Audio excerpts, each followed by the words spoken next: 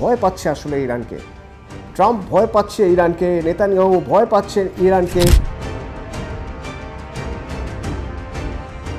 Iran এতদিন পর্যন্ত ছায়াযুদ্ধ করেছে। আসলে ইরান যদি ময়দানে নামে কতটা এগোতে পারে, কিভাবে এগোতে পারে তা নিয়ে কারো কোনো স্বচ্ছ ধারণা নেই।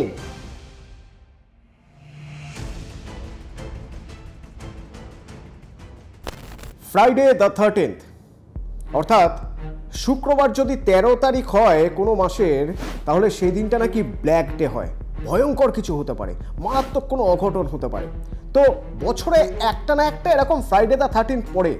একবার ভেবে দেখুন, এই ফ্রাইডে দ্য 13th কালো আঁধার নামিয়ে এনেছে আরব দেশগুলোর উপরে। কেন বলুন তো? কারণ এই দিনটাই সেই দিন যেদিন ছায়াযুদ্ধ ছেড়ে ইসরায়েল ইরানের উপর হামলা করলো, ইরান আবার পাল্টা ইসরায়েলের উপর হামলা করলো। এই যে কোথায় গিয়ে ঠেকবে কেউ জানে না। ইসরায়েলের কি দাবি? খামোখা হামলা করতে গেল কেন ইরানের উপর? অনেকদিন ধরে চোরাগোপ্তা লড়াই চলছিল, কিন্তু এরকম সরাসরি হামলা একেবারে 200টার উপর মিসাইল চালিয়ে দিল কিভাবে? কেন? তাও বেছে বেছে কোথায় মারলো? না, যেখানে ইউরেনিয়ামগুলো রাখা রয়েছে, ইউরেনিয়াম রাখা রয়েছে, তার কারণ পারমাণবিক বোমা বানাবে নাকি ইরান। বিশ্বের বড় দেশ আমেরিকা সবসময় ভয়ে সিটিয়ে থাকে ইরানের উপর, কারণ বারবার বিভিন্ন জায়গায় অভিযোগ করেছে ইরানের কাছে নাকি এত পরিমাণ ইউরেনিয়াম আছে, ইরান যখন তখন পারমাণবিক বোমা প্রচুর পরিমাণে বানাতে পারে। এর মধ্যেই নাকি 90টা পারমাণবিক অস্ত্র বানিয়ে বসে রয়েছে ইরান। ঠিক এই জায়গা থেকে ইসরায়েল ওদের ওই ইউরেনিয়ামের ঘাঁটিতেই হামলা চালালো। Friday the 13th, black Friday. Black Friday তার কারণ এরপর ইরান কি করবে তা ইসরায়েলও জানে না, আমেরিকাও জানে না। কারণ ইরান এতদিন ধরে ছায়াযুদ্ধ করেছে, মিলিশিয়াদের দিয়ে লড়াই করিয়েছে। ইরান নিজে যদি অ্যাটাক করতে পারে, কি করতে পারে? ইসরায়েলের দাবি ইরান নাকি মাত্র, এই হিসেব বলছে যে ইরান নাকি একদিনে, মাত্র একদিন মানে 24 ঘন্টার মধ্যে 15টা নিউক্লিয়ার বোম বানিয়ে ফেলতে পারে। মানে ওদের কাছে এমন টেকনোলজি আছে, সায়েন্টিফিক্যালি ওরা এতটা উন্নত, মাত্র 24 ঘন্টা লাগবে সব কিছু এক জায়গায় করে 15টা নিউক্লিয়ার বোম বানিয়ে ফেলতে। এতটাই ভয় পাচ্ছে ইরানকে ইসরায়েল, নাকি ভয় পাওয়ার নাটক করছে? মাথার উপর আমেরিকার হাত রয়েছে, আমেরিকা সরাসরি কিছু করতে পারছে না, তাই ইসরায়েলকে দিয়ে হামলা চালাচ্ছে। সত্যি ভয় পাওয়ার কারণ রয়েছে, তার কারণ আমেরিকা অত দূর থেকে তারা বিপদ আঁচ করছে যে তারা এতদিন ধরে ইসরায়েলকে সামনে রেখে ইরানকে যে চাপ দিচ্ছিল, সেই চাপ বেশি দিন রাখা সম্ভব হবে না। এতবার করে দুই দেশ পরমাণু নিয়ে বৈঠক করার পরেও ইরান নিজের জায়গায় খুব স্পষ্ট জানিয়ে দিয়েছে যে তারা তখনই তাদের কাছে কত পরিমাণ ইউরেনিয়াম আছে, কত পরিমাণ পারমাণবিক অস্ত্র তারা তৈরি করেছে সেই সব জানাবে, যতক্ষণ না পর্যন্ত আমেরিকা এবং তার বন্ধু দেশগুলো তাদের সব কিছু পরমাণুর বিষয়ে ডিসক্লোজ করে, অর্থাৎ জানিয়ে দেয়। এবং সব জানাচ্ছে ইরান, হ্যাঁ আমার কাছে ইউরেনিয়াম আছে, কিন্তু তা মানুষের সেবার জন্য, মানুষের ভালো কাজের জন্য। প্রমাণ করতে হবে যে সেটা পারমাণবিক অস্ত্র তৈরি করা হচ্ছে। হাজার চেষ্টা করেও আমেরিকা ইরানকে বাগে আনতে পারছে না, আর সেই জন্য ইসরায়েলকে দিয়ে হামলা চালানো হচ্ছে। অন্তত আন্তর্জাতিক সম্পর্ক নিয়ে যারা কাজ করেন তারা তো সে কথাই বলছেন, 90টা মিসাইল যদি, মানে পরমাণু অস্ত্র যদি কারো কাছে থেকে থাকে তো তাকে নিয়ে ভয় তো থাকবেই। আমেরিকার আরও একটা ভয় রয়েছে। আচ্ছা হিসেব করে বলুন দেখি, তেল আভিভ থেকে তেহরানের দূরত্ব কতটা? 2000 কিলোমিটারের কম। তেহরানের কাছে এমন মিসাইল আছে যা 2000 কিলোমিটার পার করে গিয়ে নিখুঁত টার্গেটে হানা দিতে পারে। তখন ইসরায়েলের আয়রন ডোম কোথায় যাবে? ধরা যাক এই দুই দেশের সামরিক অস্ত্র নিয়ে যদি কথা হয়, তাহলে দেখতে হবে ধারে ভারে দুই দেশ কিন্তু মোটামুটি একই জায়গায় দাঁড়িয়ে রয়েছে। যেমন আমি যদি বলি যে সোলজার, আর্মি কত রয়েছে, হিসেব বলছে যে ইরানের কাছে 5,80,000 অ্যাক্টিভ এবং 2 লাখ ব্যাকআপ, সব মিলিয়ে মোটামুটি 8 লাখের মতো। এবার ইসরায়েলের অ্যাক্টিভ 1,69,000। কেন এত কম অ্যাক্টিভ?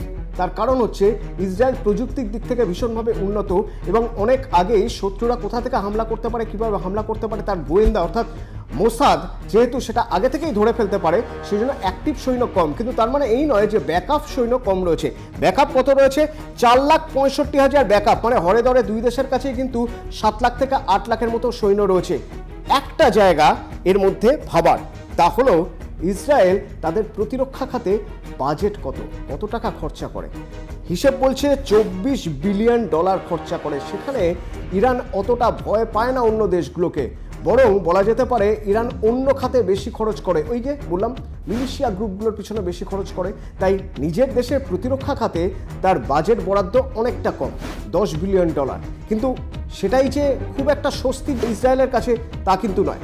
তার কারণ ইসরায়েল এবং ইরানের নৌবাহিনী যদি দেখি সমান, যদি দেখি বিমান অর্থাৎ আকাশপথে যে যুদ্ধ হবে সেখানে বায়ুসেনা সমান, এবং ইসরায়েল একটা জায়গায় এগিয়ে থেকেও স্বস্তি পাচ্ছে না, তাহলে ইসরায়েলের কাছে পৃথিবীর শ্রেষ্ঠ এয়ার ডিফেন্স সিস্টেম রয়েছে আয়রন ডোম।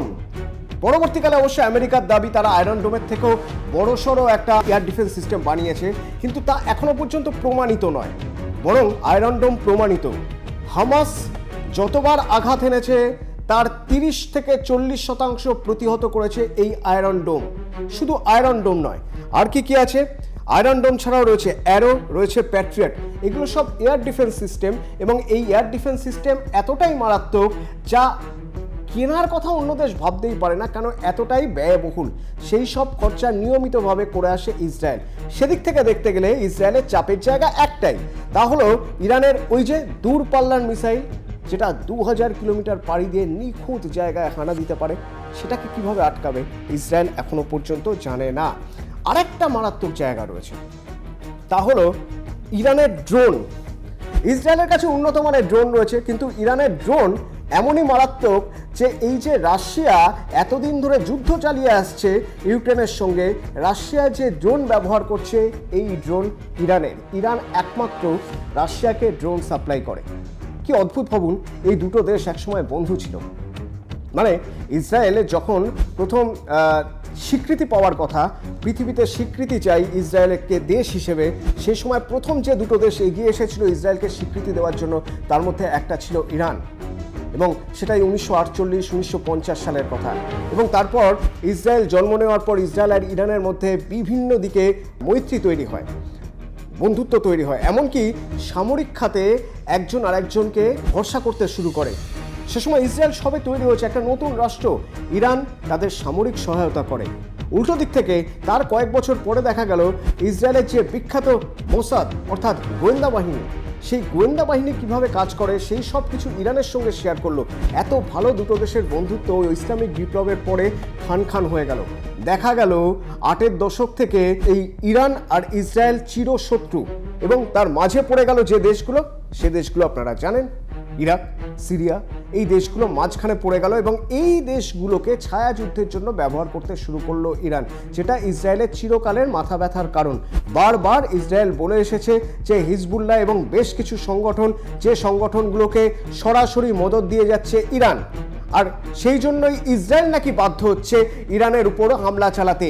এর আগেও বেশ কয়েকবার হামলা চালানো হয়েছে, এবং তাবড় নেতা বিখ্যাত বিজ্ঞানিকদের মেরে ফেলা হয়েছে। এমনকি এই যে যেখানে বলা হচ্ছে তেহরানের নাতাঞ্জ, যেখানে সবচেয়ে বেশি ইউরেনিয়াম রয়েছে, সেখানকার সাইবার সিস্টেম পুরোটাই হ্যাক করে নিয়েছিল একসময় ইসরায়েল, তারপরেও ইরানকে দমানো যায়নি। আর এবার সরাসরি এবার ওই নাতাঞ্জে অ্যাটাক করা হলো, একেবারে গুঁড়িয়ে দেওয়া হলো। শুধু তাই না, বেশ কিছু সামরিক ঘাঁটি, সেই সামরিক ঘাঁটিগুলোকেও গুঁড়িয়ে দেওয়া হয়েছে, এবং দাবি করা হচ্ছে যে সালামি আর বাঘেরি 80-র দশকে ইরাক ইরান যুদ্ধের সময় যে দুজন সবচেয়ে গুরুত্বপূর্ণ ভূমিকা নিয়েছিল, ইরাকে ত্রাস হয়ে দাঁড়িয়েছিল সালামি এবং বাঘেরি, সেই দুজন নাকি নিহত এবারের ইরানের এই হামলায়। এখান থেকে বুঝতে হবে যে ইরান কি ছেড়ে দেবে ইসরায়েলের এই হামলার পর? ইরানের এই দুজন বিখ্যাত সেনা নায়ক তারা মারা যাওয়ার পর তারা তো এবার পাল্টা হামলা চালাচ্ছে ইসরায়েলের উপর। কিন্তু আরও কত ভয়ানক হামলা হতে পারে। ওই যে দুটো স্টেটমেন্ট, প্রথমত আমেরিকা দাবি করছে ইরানের কাছে নাকি লাইভ 90টা নিউক্লিয়ার বোম এর মধ্যেই রয়েছে, আর ওই যে ইসরায়েল দাবি করছে যে ইরান নাকি মাত্র 24 ঘন্টার মধ্যে 15টা নিউক্লিয়ার বোম নতুন করে বানিয়ে ফেলতে পারে। ভয় পাচ্ছে আসলে ইরানকে, ট্রাম্প ভয় পাচ্ছে ইরানকে, নেতানিয়াহু ভয় পাচ্ছেন ইরানকে। কেন ভয় পাচ্ছেন? কারণ ইরান এতদিন পর্যন্ত ছায়াযুদ্ধ করেছে। আসলে ইরান যদি ময়দানে নামে কতটা এগোতে পারে, কিভাবে এগোতে পারে, তা নিয়ে কারো কোনো স্বচ্ছ ধারণা নেই। এখানে আমেরিকার ভূমিকা কি?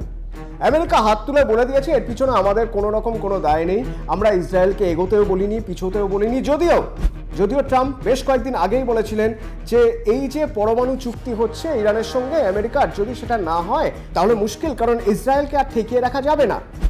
ইসরায়েল নাকি ইরানের উপর হামলা চালাবে, এ কথা কিন্তু ট্রাম্প আগেই বলেছিলেন। মানে ট্রাম্পের কাছে তার মানে খবর ছিল যে ইসরায়েল হামলা চালাতে পারে। সেসব কিছু জানার পরেও ইরানের সঙ্গে বৈঠকে বসার চেষ্টা, ইরানকে কি চাপে রাখার চেষ্টা। এরপরে আর নতুন করে বৈঠক হবে তো? 13ই জুন ইসরায়েল ইরানের উপর হামলা চালালো, 15ই জুন আমেরিকা ইরানের আবার নতুন করে বৈঠক হওয়ার কথা। সে বৈঠক বিষবাঁ জলে। ইরান আর কোনোভাবেই এই বৈঠকে যাবে বলে তো অন্তত মনে হয় না। আর ট্রাম্প যতই গলাবাজি করুন, ঘরের মধ্যে এখন যতটাই চাপ রয়েছে, তারপরে নতুন করে সরাসরি ইসরায়েল আর ইরান যদি যুদ্ধ হয় এবং পক্ষান্তরে এটা যদি প্রমাণ হয়ে যায় যে ইসরায়েলকে সর্বতোভাবে সাহায্য করছে আমেরিকা, ইরান যে আমেরিকাকে ছেড়ে কথা বলবে না তা সবাই জানে। ঘরের মধ্যে যুদ্ধ সামলে ট্রাম্প আর কত রিস্ক নেবেন? এবার রিস্কটা অনেক বেশি নেওয়া হয়ে যাচ্ছে। নজর থাকবে ইরান কিভাবে ইসরায়েলের এই হামলার মোকাবিলা করে, কারণ বিশ্বের অনেকেই জানে না ইরানের অ্যাটাকিং পাওয়ার কি।